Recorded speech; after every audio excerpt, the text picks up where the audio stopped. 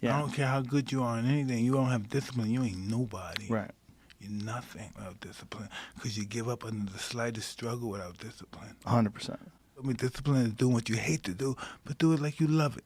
Doing what you hate to do, but do it like you love it. That is a great quote. Mm-hmm. And if you can do that, you could be successful in anything. You normally are. Your mind has to be stronger than your feelings. Your mind has to be stronger than your feelings. Think about every poor decision you've made in your life. Gosh.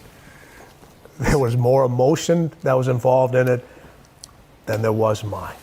Every single one of them. Think about it. Really wise. Your feelings keep you in bed. Your mind tells you, get up. It's easy to give up. You know, Hell it's yeah. easy. It's the easiest thing in the world to do. I'm done. I ain't going. Oh, yeah. I ain't gonna keep going. Yeah, I don't feel like going to work. I'm done. Yeah, man. It's easy. It's very easy. But what's hard is going, yesterday I got nothing from working as hard as I could. Nothing happened from that.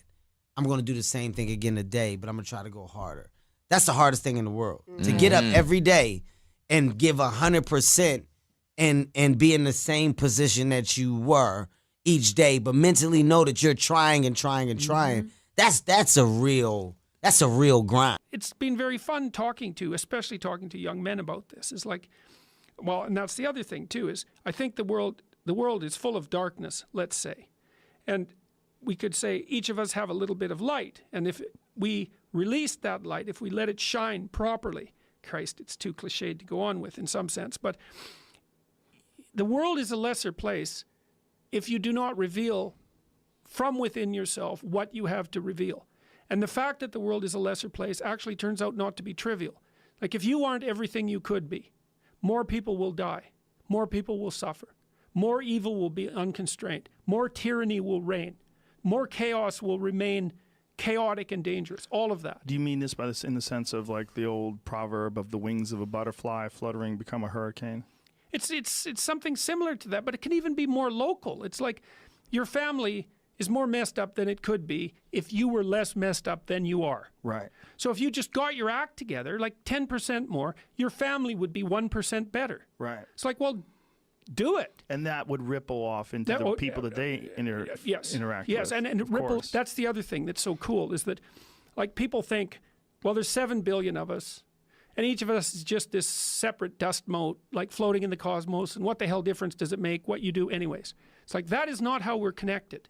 It's like, you're the center of a network, and you know way more people than this, but let's say typically, you're going to know 1,000 people in your life, well enough to have an impact on them, okay? And each of those 1,000 people is going to know 1,000 people. So you're 1 step from 1,000,000 and 2 steps from 1,000,000,000.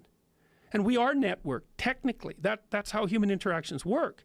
And so when you do something that you shouldn't do, it's worse than you think. And when you do something that you should do, it's better than you think. And so you think, well, this is why I've been telling people, well, clean up your room. It's like, well, your room is actually networked too. It's not that easy to clean up your room, to set it. So you want your room to be set up so that when you walk in there, it tells you to be better than you generally are. It's organized, it's got direction, everything's in its place. You try to do that in a chaotic household. You know, I've watched people do this because I had students do these sorts of things as assignments. I'd say, look, pick a small moral goal, clean up your room, and just write down what happens as a consequence. So maybe these are students in a chaotic household. The whole place is a bloody mess. No one's taking any responsibility for anything. And so they decide they're going to start to clean up their room. And then the people in the household notice. Well, the first thing they do is get pissed off. It's like, who do you think you are? Like, you think you're better than us? Like, why do you think this is worthwhile? Who died and made you God? All of that. So just by trying to organize this little part of their life, they immediately run into the people whose actions they're casting in a dim light by trying to improve themselves to some degree. They might have to have like a thorough war in their household to be allowed to do something as simple as keep the room orderly. They'll find out very rapidly that A, that's way more difficult than it sounds, and B, that the consequences of it are far more far-reaching than people think. So that's quite fun. You know, because maybe part of it is that like everything around you is full of potential. Everything. Maybe more potential than you could ever possibly utilize. And so maybe all you have is this little rat hole of a room in some rundown place in the world. It's like, fix it up. There's more there than you think. See what happens if you fix it up. And you'll fix yourself up simultaneously because you'll have to get disciplined in order to fix up the room.